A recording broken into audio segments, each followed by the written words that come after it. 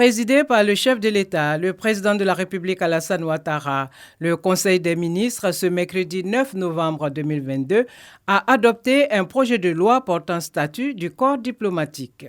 Ce projet de loi vise à créer un cadre propice à un meilleur déploiement de la diplomatie ivoirienne en vue de promouvoir de façon efficace l'image de notre pays et d'assurer son rayonnement sur la scène internationale.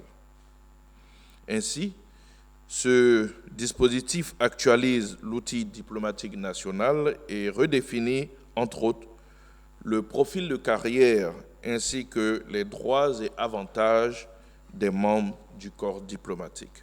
Dans le cadre de la politique de modernisation de la gestion de l'administration publique engagée par le gouvernement, le Conseil entend doter la fonction publique d'un nouveau statut. Ce nouveau dispositif redéfinit les concepts d'emploi, de grade et de fonction et garantit un traitement équitable de tous les agents publics en termes de mobilité professionnelle, de profil de carrière et d'avantages liés à la fonction publique. Il renforce en outre les règles de discipline et la déontologie professionnelle et performante, guidées donc par les principes de justice et d'équité pour accompagner de façon efficace le développement économique et social de notre pays. Toujours au titre de la fonction publique, le Conseil a examiné le bilan de l'opération de présence des fonctionnaires.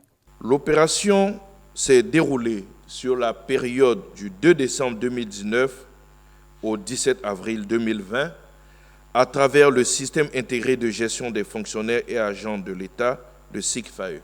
Elle a porté sur une population cible de 219 112 agents pour 212 159 agents présents, soit un taux de présence de 96,82%. À la suite de la phase de contentieux de l'opération, le Conseil a entériné les mesures prises par le ministre chargé de la fonction publique, à savoir l'arrêt de solde de 1989 fonctionnaires contrôlés absents et la mise sous contrôle du salaire de 759 agents. À propos de la situation des soldats ivoiriens détenus au Mali, le porte-parole du gouvernement a réaffirmé que la Côte d'Ivoire a choisi la voie du dialogue. Nous avons dit à plusieurs reprises ici que la Côte d'Ivoire a choisi la voie du dialogue, la voie de la concertation, la voie de la négociation. Et au cours des comptes rendus du Conseil des ministres, nous avons même appelé donc nos concitoyens à la patience, et notamment les familles des victimes à la patience et à avoir confiance au chef de l'État. Quand vous choisissez la voie du dialogue, quand vous choisissez la voie de la négociation, vous vous inscrivez d'une certaine façon en même temps dans la gestion du temps. Nous sommes convaincus, et quand le chef de l'État le dit, il n'y a aucun doute que nos soldats rentreront. Je l'ai évoqué ici, lorsque un pays, dans la vision de son président, s'est battu pour que certains de ses compatriotes qui s'étaient auto-exilés rentrent et rentrent tous, il n'y a pas de raison que ce pays ne déploie pas la même énergie, et sinon plus encore, pour que ces enfants qu'il a envoyés en mission ne rentrent.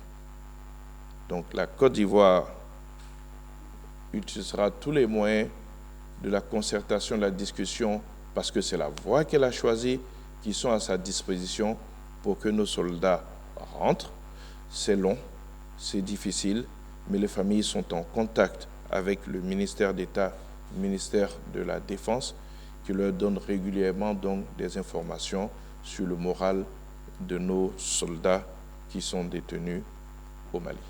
Sur la question liée à l'appel du Conseil Café-Cacao à l'industrie mondiale du cacao pour un soutien à la prime dite différentielle des revenus décents aux producteurs, le porte-parole du gouvernement a indiqué qu'il ne s'agit pas d'un ultimatum, mais plutôt de la défense des intérêts des producteurs locaux. On ne peut pas reprocher à un pays de défendre les intérêts de ses producteurs. Je ne vois pas de menace, je vois des dispositions qu'un État prend pour préserver le revenu de ses producteurs. La Côte d'Ivoire a décidé, avec le Ghana, de préserver le revenu de leurs producteurs et toutes ces décisions annoncées vont dans ce sens-là. Il ne s'agit pas de menace, il s'agit d'attirer l'attention sur le respect d'engagements qui ont été pris afin d'assurer un revenu décent, équitable à nos producteurs agricoles.